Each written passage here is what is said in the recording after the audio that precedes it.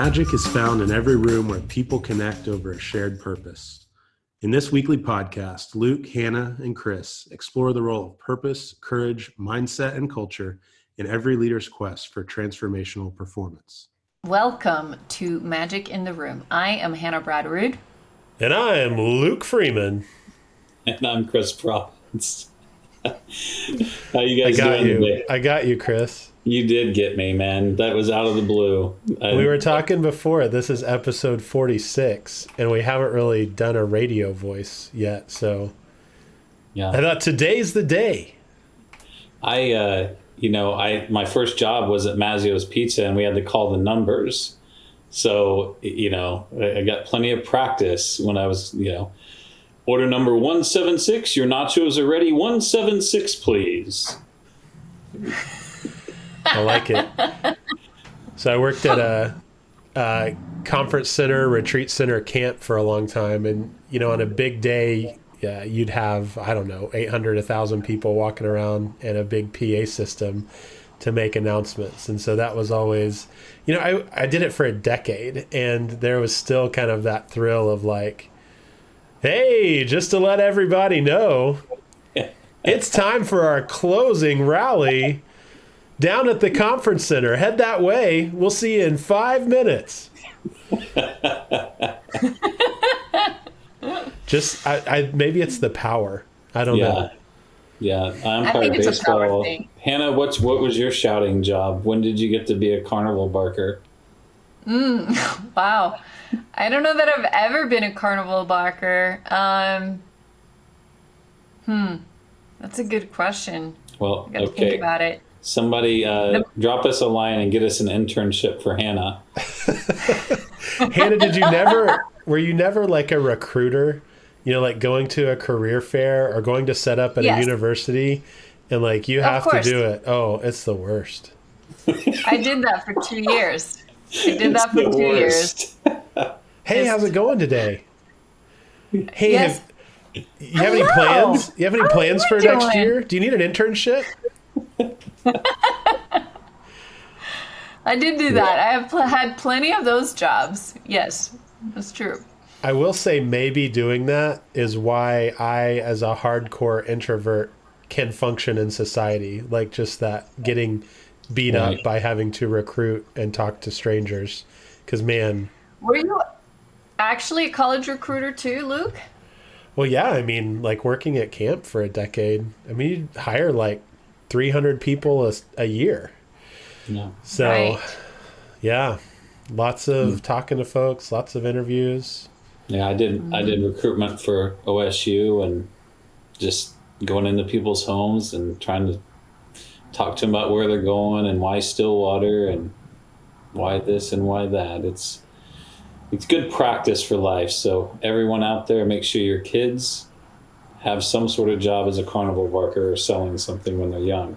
I'm just imagining, Chris, like, I know that you would sit there on that person's couch and be like, man, just tell me, like, what is it that you love to do?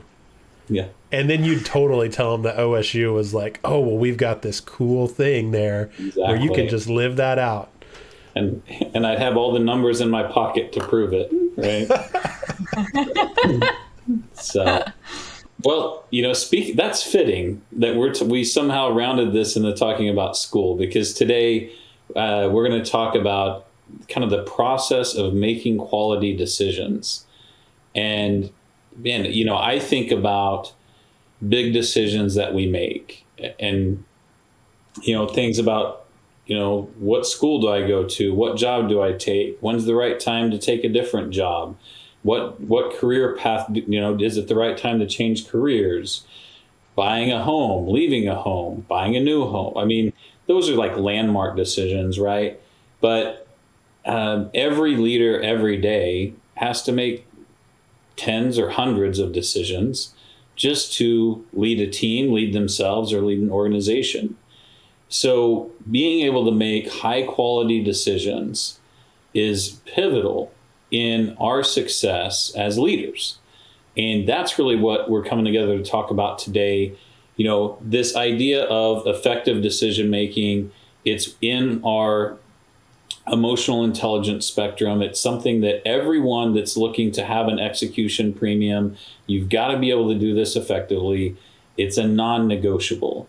But to kind of open today, I want to dig in with you guys a bit on what is a keystone decision that you made in your life that has impacted where you are today. My big decision, and maybe I've talked about it on the podcast before, but the decision of where to go to college, that's a big one for a lot of people. And I grew up in Oslo, Norway. I was living in Sweden at the time. I went to school there for a couple of years, and then I had gone on a trip to Prague in the Czech Republic. And I loved Prague. And I'd befriended a girl that lived there. I spent a week with her family. I thought, man, this would be such a cool city to live in and study in. And at the same time, my dad had gone to Oral Roberts University in Tulsa, Oklahoma in the 60s. And when I was 4, I told my dad for the first time that I was going to go to school there. And then when I visited the campus when I was 10, I reinforced that vow. And I remember looking up at my dad saying, Daddy, this is where I'm going to study when I get older. So that was sort of what was in my head from the time I was 4, because I wanted to do what my dad did. But then I had this really interesting experience in Prague, and it was really intriguing. And I had read all these historical novels about that took place in Prague and in Central Europe during World War II. And I was really intrigued by both the history and the culture. And so I found myself in this interesting predicament of living in Sweden and thinking about Prague or Tulsa. Which one?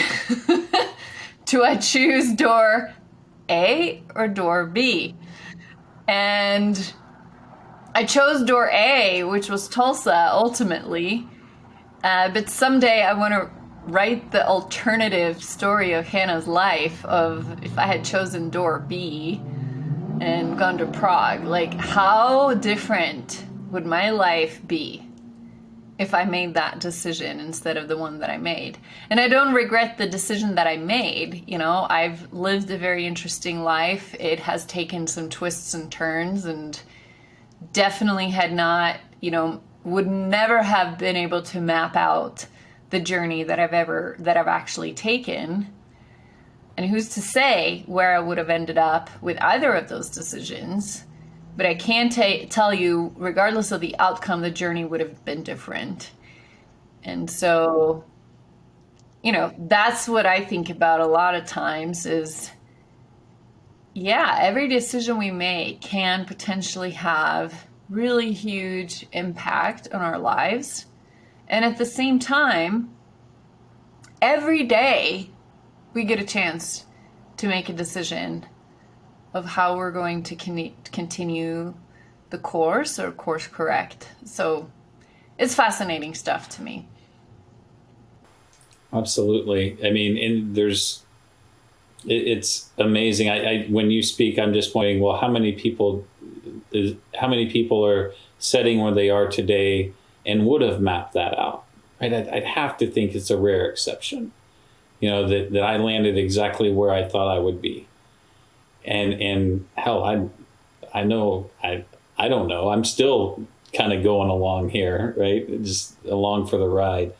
No, I think some of the key is knowing which of those decisions are in the moment and which ones do have potential life-altering impact, and dealing with those appropriately. And we'll talk a little bit more about that later. Luke, what about you? Yeah, so, man, when you asked the question, a lot of things flashed through my head. Thought about, buying a foreclosure and choosing to take the journey of rehabbing a house. I thought about changing careers, and I thought about, choosing what school to go to and choosing to get married and, choosing to adopt one of our sons. Like, there's just a lot of these big keystone things. But I think for some reason, this one decision and this one memory popped into my head, and it's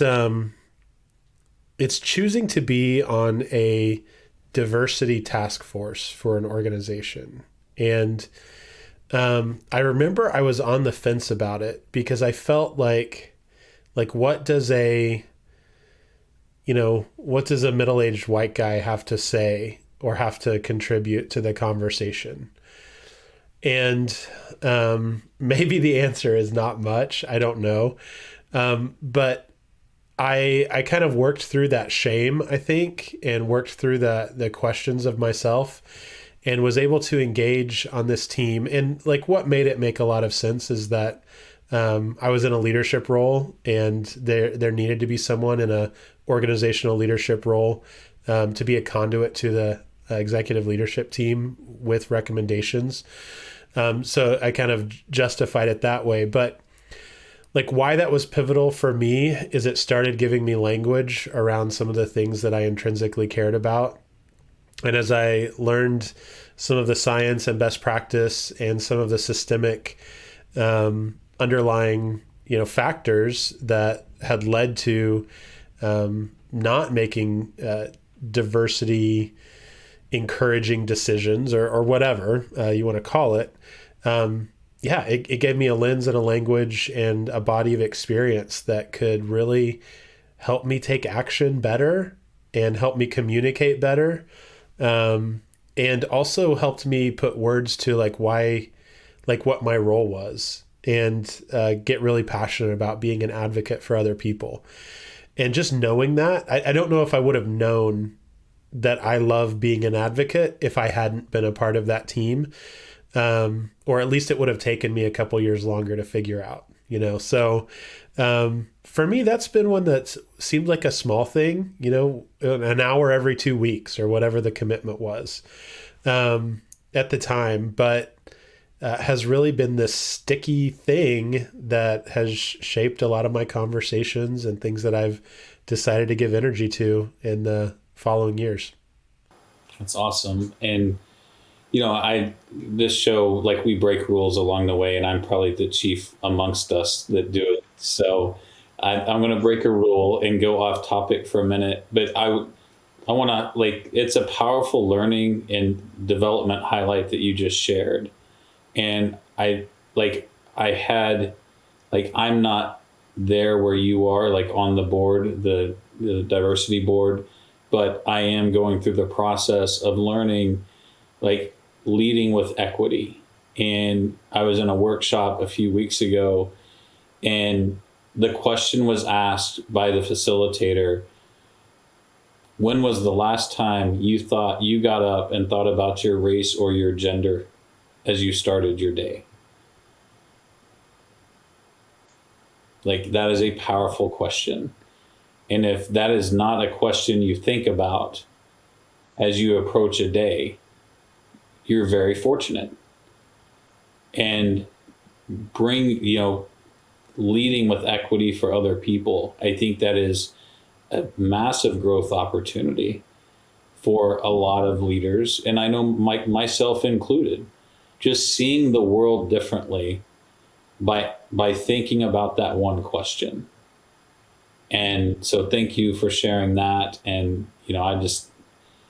it's a worthy discussion for us as leaders. And I think that's an awesome decision to say, I'm willfully going to lean into this, not knowing what I can contribute, but knowing that I want to grow along the way. And I think that's exactly what organizations, teams, and other leaders need to see happening around them. So thanks, Luke, for modeling the way. And, for me, key decision to where I am today, probably my most recent one, is doing this podcast and making the decision to jump into this creative process with you all. And we see the behind the scenes, so we know how we're iterating and trying to grow and different technologies that are involved and just kind of what it means to each of us. But I know just having to capture my thoughts regularly, thinking about how we want to speak to a particular topic, what might be relevant, it kind of puts me on a razor's edge where I'm a lot sharper than what I would be organically. So it's if someone had the habit of journaling every day and having that forced introspection, like that's what this is to me. And, just my mindset growth, worldview, just by engaging in conversation, speaking to guests, even like internally, like Ben and Bob, when they join us, just learning from them. And it's just been huge, and it has become that thing where I explored the role and say, hey, this podcast thing, it sounds really interesting. And then I say, yeah, that could be me. It fits my identity. So now I want to just be submissive to the discipline, and I want to suffer until I have mastery, and hopefully not make the listeners suffer in the process. So that's, but kind of emerging from the other side with some level of command of doing this and saying it's part of who I am. I love to connect with people and hear their stories and talk about things. And so this is a keystone decision for me. One of, 40 that went through my mind. But as we talk today, I hope everyone else out there can say, what keystone decisions have you made that have led you to where you are in life? And, I guess an oversimplification and maybe an overgeneralized thing to say as we open is I believe it takes a lot of time for the value of good decisions to be revealed, but experience is the immediate result of bad ones. So, we learn very little from good decisions a lot of times, but we always learn a lot from bad ones. Yeah, and in experiential education world, that's called natural consequences. And so, a well-designed educational experience provides natural consequences to poor decision making, and hopefully in a safe environment, and within the realm of what's safe failures, right? No one gets hurt, but I think it's interesting that that's what the world is, right? And for millennia, we as people have faced natural consequences if we couldn't catch something to eat or start a fire or get along with our neighbor. And now we find ourselves in this world where there's a lot of safety built into the system. And I know not for everyone, but I would guess for most of the listeners of this podcast. And so we have to really be intentional to say, how do I design the choices that I'm making and the systems that I'm a part of so that I'm learning fast and so that I'm facing some consequences, or at least have visibility to look down the road far enough to where I can pivot quick enough, right? Because I think that's the risk that comes along with the stability of our society, is that we might not be forced to adapt as often. We might not learn as much in our lifetime as folks who really have to think about survival. Yeah, that's true. And it will only continue to be more so. There'll be less and less natural consequence. Good stuff. Let's talk a little bit about how we make decisions. I mean, effectively, we have two systems that are used to make decisions. One's like core and emotional, and one's really strategic. But Hannah, would you kind of give us a rundown of system one, system two, and what that entails? All right, so we have these two systems for decision making in our brains, right? We have system one and system two. System one is really the intuitive decision making system. It's kind of located in the more primitive part of the brain. It's very fast. It happens before we really make conscious analytical thought, right? We can make an assessment about something. It's centered kind of in the amygdala, which is part of the limbic system of the brain, which is the more emotional regulating center of the brain. It uses associations. it integrates impressions, it intuits, and it imprints emotions and subconscious memories as heuristics. So we have these like intuitive decisions or thoughts or reactions that we make based on past experience, right? So that's the fast decision-making system. And then there's system 2, which is much more slow and deliberate. It's located in the prefrontal cortex. It involves the executive function of the brain that is a more recent or newer part of the brain. And it deliberates, it analyzes, it follows rules. So anything that's like analytical and linear, kind of it deploys that system. It does require more physical effort and more energy for the brain. And so therefore, the brain is going to avoid it if at all possible, right? The brain likes to conserve energy for our survival, right? So we have energy reserves available to us when we need it for to respond to a threat or, to protect ourselves in a survival situation.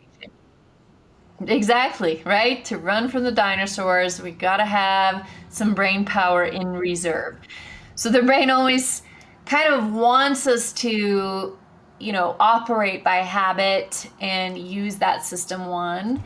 And it's not like either of those are bad or good, right? It depends on the situation. System 1 is very, very efficient. System 2 is not particularly efficient, but it can be more accurate in certain types of situations, but not always. Like sometimes the gut instinct, the gut feeling that we get is often the right one because we have a lot of intelligence in our bodies that doesn't just sit in our thinking brain.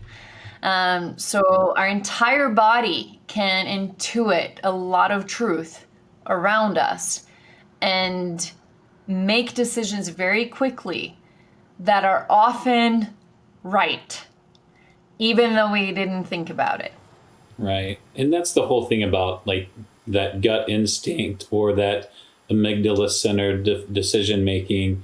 It's as I sit here at 45 years of age, whatever you ask me, and I make it from that system 1 quick think judgment, it's every experience I've had in 45 years that goes into that split judgment. It's not, nothing is that nascent, right? Or just that new. I've had similar experiences to what you're about to ask me, and I use that to make this decision. I will say my take on system 2 keeps me out of trouble. System 1 is a lot of times that thing on this shoulder, right? Whereas system 2 is on this shoulder saying, but did you think about this? And did you think about that? And let's go down this path here. So you really have, if your system 2 confirms system 1, I always find that's a pretty safe route. But maybe you don't have time for that system 2 logic. You've got to trust that instinct in those moments. But like buyer beware. And I think definitely in personal interaction, and Luke, maybe you can hit on this. What are some of the risks of operating out of system 1 too frequently as it relates to organizational positioning, career advancement, and development? Great question. I think, to go back to what you were saying about our system 1, this fast, intuitive, primitive decision-making processes in the brain, it is informed by instinct. It is informed by all the experiences that we've carried up until this point, right? And that's a huge strength, but that's also kind of the Achilles heel because, is the situation that you're facing in your career as a leader, in your organization, in a relationship that you're in, is it something that past experience is really going to guide you effectively through? And there's a couple different elements of that. One, you might be really bad at going through this type of thing for good reason, right? If you experience neglect for a long time growing up, you're going to do whatever you can to make sure that you have enough resources moving forward. So much so that that system one, might always feel like the instinct is to conserve and hoard resources when that's probably not what's going to move you ahead. Probably thinking around generosity, efficiency with resources, rather than just amassing all the resources I can get is a more strategic way to move forward. The other thing is, what got me here doesn't get me to over the next step, I think is a really true thing when it comes to our journey as leaders. So me leading myself as an individual contributor requires a different set of values to inform my decision making than when I'm a manager of individual contributors. And then it changes again when I'm a leader of managers. And then it changes again when I'm leading an entire function or an entire enterprise. And so if we're not adapting and depending to some degree on our slower, more deliberate system two decision making, we're going to not evolve and iterate. We're not going to develop the new instincts to guide us through those decisions. But if we do, and we engage that system two consistently and continue to evolve as leaders and individuals, we should be developing more and more input for our ability to intuit with system one the right decision in any given moment. And so, I think there's some feedback loops in there going on. That's interesting. This idea, and I kind of break it down to that emotional decision making is all going to happen in the amygdala. The strategic decision making, way more in that prefrontal cortex. You're going to have clearer thought. You're going to be processing more of the variables and the details associated with it. And it's the idea of engaging these systems and having the awareness. Then there's like those times when no decision is the right decision. And that is effective use of what we call strategic ambiguity, right? Like, I don't want to make this decision for whatever reason. There's too much associated risk. It's a better development opportunity for someone else. I want different perspective, whatever. Like, there are reasons to not make decisions. But if we are operating, especially type A, system one, like, you are choking out the people around you. Yeah, and just to give an illustration there, I mean, think about the transition that happened whenever people started embracing just-in-time manufacturing and supply chain principles and saying, well, wait a second, like maybe things are going to change in 6 months and it doesn't make sense for me to pay for this warehouse space for the 50,000 units of the things that, 6 months ago I thought I was going to need. Like, that was a big change. And there was a lot of security that people had to let go of to say, I'm going to defer decision making and trust that our processes are good enough that in the moment, I'm going to make a better decision than I would make right now. And I think we have to be wise enough to, as you say, embracing this ambiguity of putting off decisions, know when that's the right move. And I think you're right. That's one of the hardest things to be disciplined about, is to say, now isn't the time to move. I don't have the necessary information. Or for some of us, like, we take that too far. As my partner in crime here at my house would tell you, there are times to make a decision and not wait for more data. So as with everything in life, we all have strengths and weaknesses, and it's a balance. Yeah. And I think, decision making, you touched on consequences earlier. One of my key learnings from last year was that story of the Chinese farmer. And I won't tell the whole story, but effectively it teaches us that what we're dealing with today are simply consequences from decisions already made. And the discipline that I like to share and use as a leader is whatever this thing that it is on my desk or that's in my hands right now or in my lap, whatever the state may be, whatever that is, should it be a consequence I need to deal with today? Or if I put this consequence to a different day, will things emerge that allow me to better deal with it? And that, it really helps me keep my focus. Like, and that is literally the question I ask myself: is this a today's consequence? And if it is not a today's consequence, I want other things to emerge that will allow me to better deal with that and use time more efficiently. So just a kind of a balancing tip and trick there. Good stuff. I do want to call out to brands, to anyone that's selling something. And Luke, I love always your take on sensory informed design. Hannah spoke to, when we deliver an emotion, that emotion is locked away. And our system one taps into emotion. And that's why when leaders deliver signature moments to their team members, and when organizations deliver signature moments to their customers or their employees, immediately somebody says, do you have an affinity for that brand? Do you like this product? Yes. And as marketers, that's where we have to live. We do not want buyers operating in system two.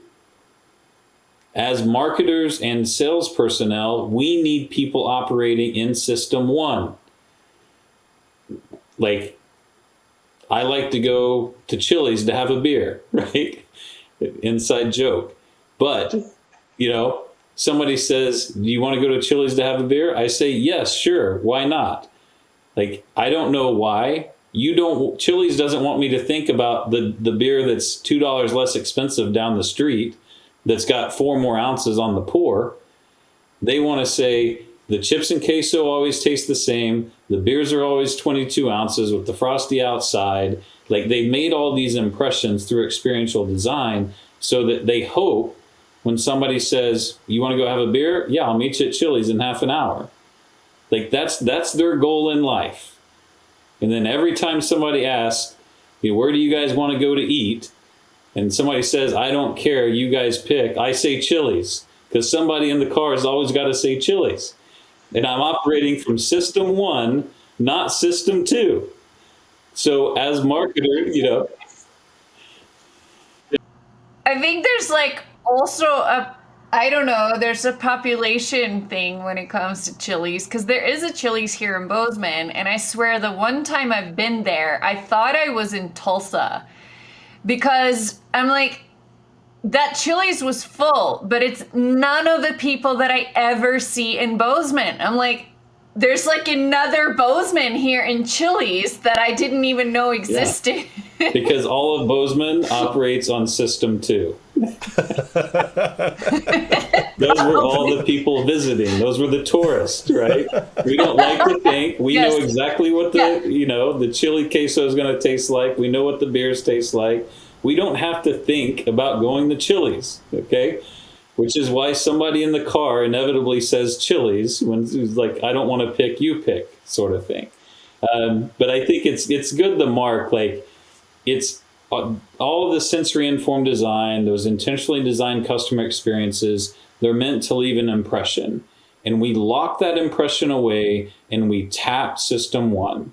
So if somebody says, I want to go to a restaurant, or I want to stay in a hotel, or I want to, go to a casino, or I want to, buy lumber, or whatever the case may be, they're saying, I know where I buy my lumber. I know what hotel I stay in. I know what food I want to eat, because those are previous impressions that now become informed and are part of my system one kind of just decision-making process. So good exploration of system one, system two. I behind system two, this very analytical thing, Luke, can you kind of dive into that decision matrix and how different people have different decision-making styles? Because before we got into this, I just thought a decision was a decision. I never really took time to think, oh, that's how they're wired. That's why someone makes decisions that way. So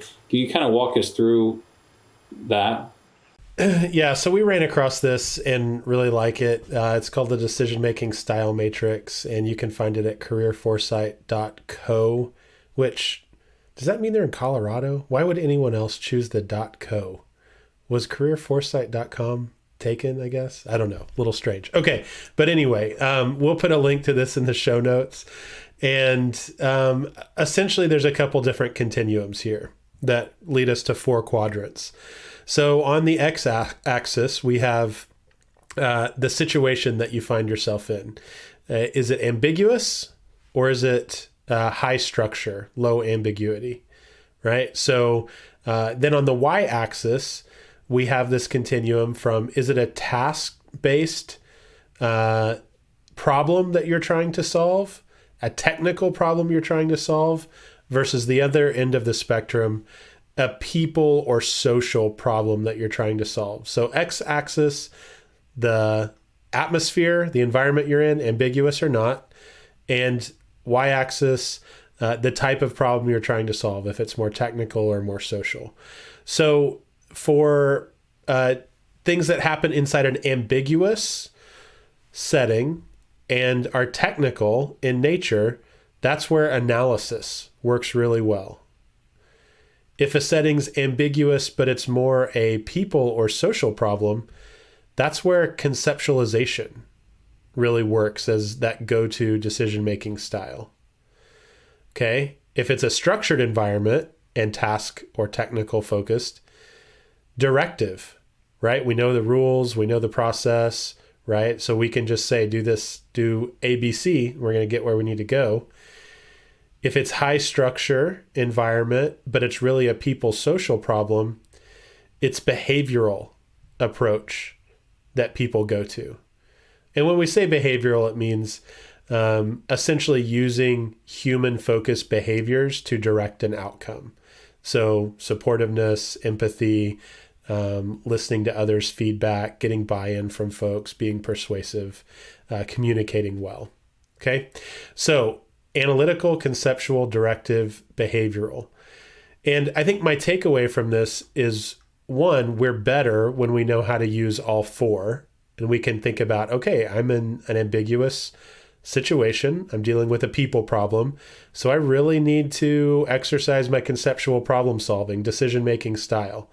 Versus, hey, I'm in a high structure and a technical thing. I probably can just be directive. No need to overcomplicate things, right? Where I think the challenge is we probably all lean one way or the other. And I know for me, I probably lean analytical, conceptual. So what do I do when I find myself, and those are ambiguous, settings. What do I do when I find myself in a highly structured setting? Well, oftentimes I get overly conceptual and analytical and just frustrate people because they're like, well, shouldn't we just do this? I'm like, well, yeah, but it wasn't very fun to just say that. We had to talk about it first.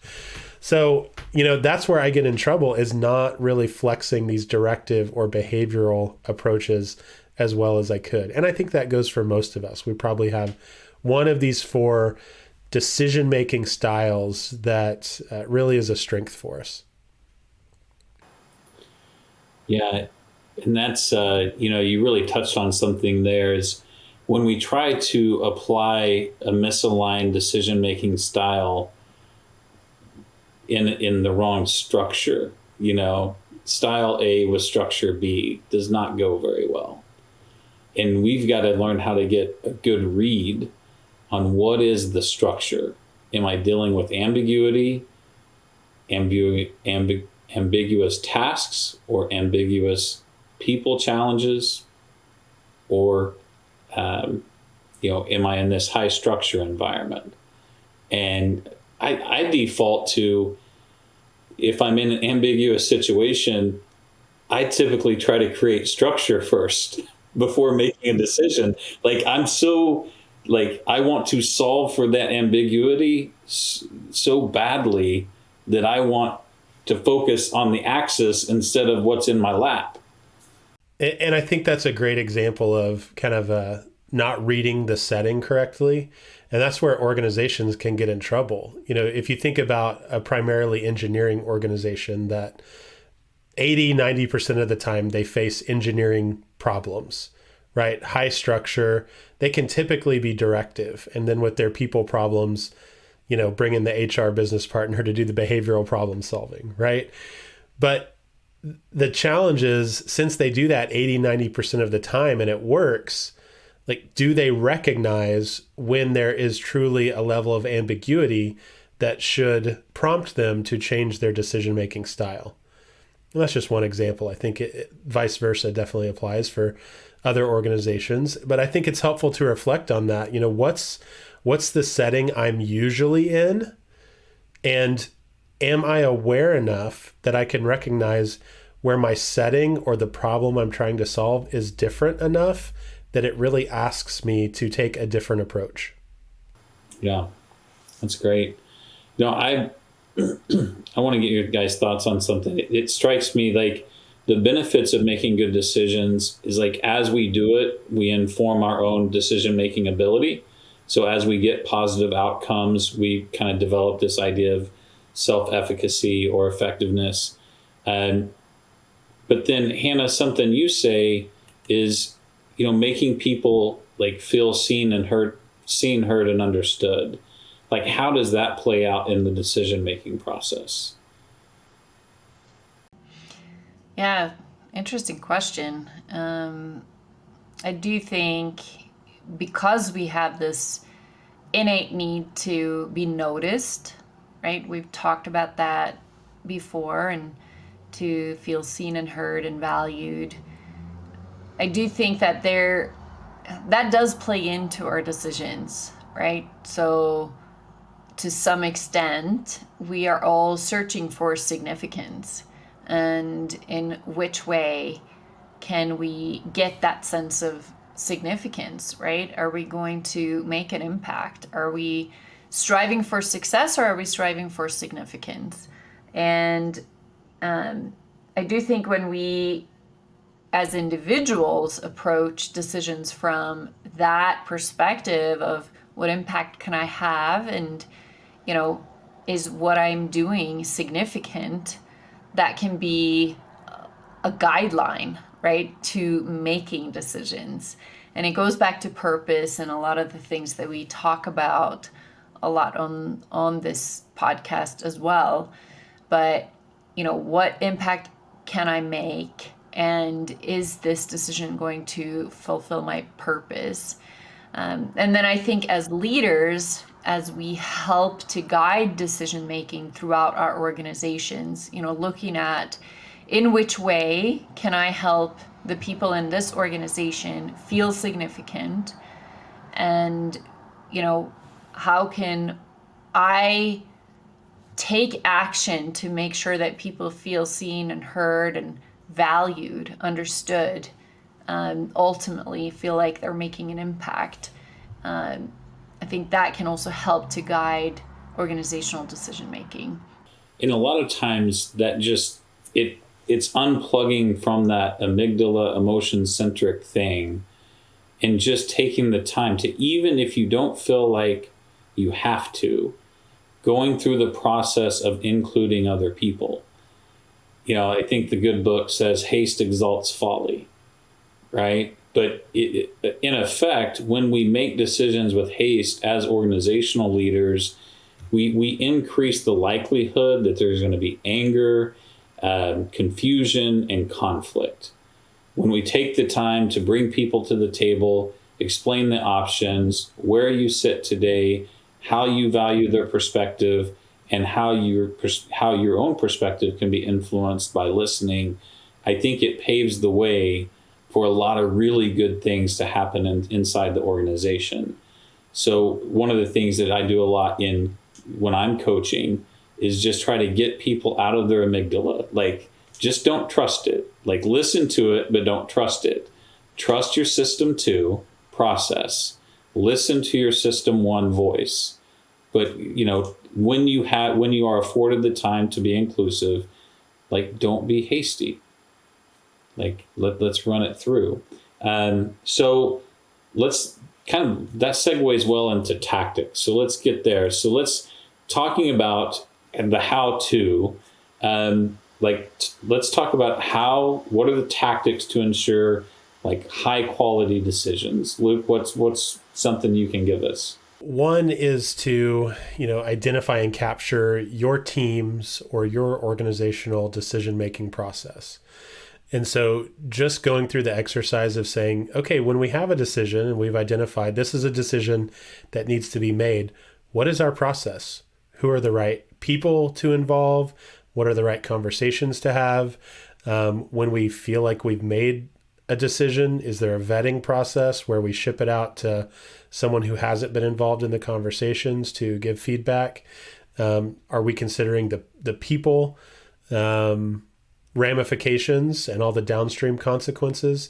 And I think just taking some time to put that on a process map or a whiteboard or, a little bullet pointed list that you hang in your conference rooms. I guess we don't really have conference rooms anymore.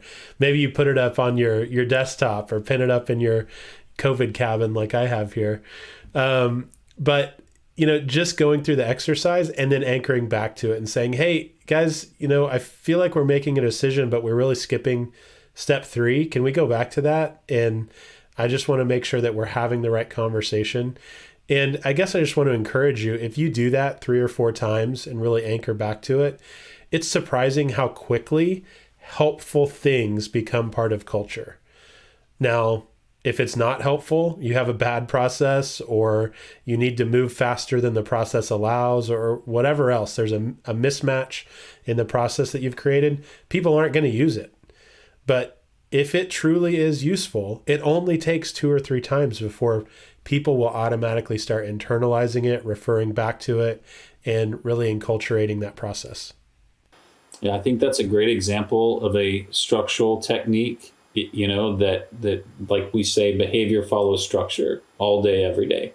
So if you define how the decision process works for your team or organization, that's how it's going to go. Yeah, and it's not an accident that I say print it out and put it on your wall or put it in your conference room or whatever. I mean, when you say behavior follows structure, that's a very tangible way that if you do the exercise and you never visually have it up in front of people or never pause and read it out or whatever the process is, it will not be followed. There has to be some sort of structural. And when I say structural, I don't mean hierarchy or some of the things that people think of when they say structural. I mean, simply it's in your presence. It's there. It's in your face. It's on your dashboard, right? And just the fact of putting it on your dashboard will automatically, the behavior will follow because it's there, right? Just putting a speedometer in cars, okay, well, now I know that we're all driving 55 miles an hour or 80 if you're in Tulsa. Right. So that means I'm probably not going to go 85 as often as I might have without a speedometer. Right. And the same thing goes for any sort of organizational processes. Yeah. So Hannah, you have a structural tactic that we can use to make better decisions? I would encourage everybody to kind of evaluate your own personal decision-making process. So after you've made a decision and it's communicated, take some time to also revisit the impact of that decision. Look at the progress and then collect some feedback over time. But I do think, this whole notion of just being aware, having more awareness of how do I actually make decisions, and then how do we continue to back that decision up over time, or as we revisit it, do we need to make a different decision? And I do think personality style comes into play there, right? As a very strong P on the Myers-Briggs, to me, everything is always up for revisiting. And, yeah, we made that decision yesterday, but today we have more information. So we're going to make a different decision today. And we have no problem with that, right? And so that's where getting your people together and on the same page and making sure we communicate why we're changing course, or if we're changing course or just making an adjustment, why are we not doing the thing we said we were going to do yesterday? Well, there is a reason for it, and here's that reason. I think that's that's part of it, and we're wired differently in that way, right? For some people, that it's like once the decision's made, that's the decision, and we're moving with it, and it cannot be undone. It's funny because like the high J is, well, any reason for something to not be done is just an excuse, right? And the P is like, we never decided it. And the J is, this is the dinner. This is the dinner. Chili's. They want Chili's all This along. isn't dinner. This is Chili's. This is queso and beer. This is not dinner. So, yeah, I mean, everything comes full circle. And I think, you know, and the tactical thing that I would encourage people to do is just know yourself, know your own wiring. And like, do you know your 16 types? Do you know your disc? Do you know, like, just how many different measurements of your own personality do you have? Like, if you were to draw a perspective of yourself, do you know how you're wired? So when you do know how you're wired, you can monitor those gut reactions and you can say, am I calm? Am I stressed? Am I angry? And how do I need to move around this decision matrix based on the situation I have somehow found myself in? Is it a highly structured situation? Is it an ambiguous situation? Am I dealing with people or am I dealing with tasks? That is going to determine how I need to show up and what this decision process for this particular scenario should be for me to be effective. It's not about a leader being right. It's a leader has to be effective. And so that's why all these things have to balance out. But I know that, you know, if we can monitor those reactions, we can know how to show up. And that's my tactical thing, is like know our own wiring. And kind of with that, you know, helping leaders put in structures that facilitate better decision making. We do that all day, every day. Luke, you want to give people a little call to action, let them know how to get a hold of us? Sure. I mean, it's all the things you would think to do, right? purposeandperformancegroup.com. Find us on social media, all the different channels. And we would love to talk to anyone. You know, we've got solutions for a lot of these things that we've talked through, and not that we're 100% always the expert that knows everything, but, you know, just found that having someone to ask you a few questions who's objective can really help clarify decisions as well. So I know the three of us and the rest of our team love coaching. We love to see other people succeed. And if we can help clarify a decision for you, you know, we would really feel honored to do that. Yeah. Well, I think this is episode 47. So this is one of the best decisions I've ever made. And I appreciate you guys being here and spending time with me. And, you know, I hope everyone listening gets value from it. And just thank you guys for doing life together. And we'll see you next time.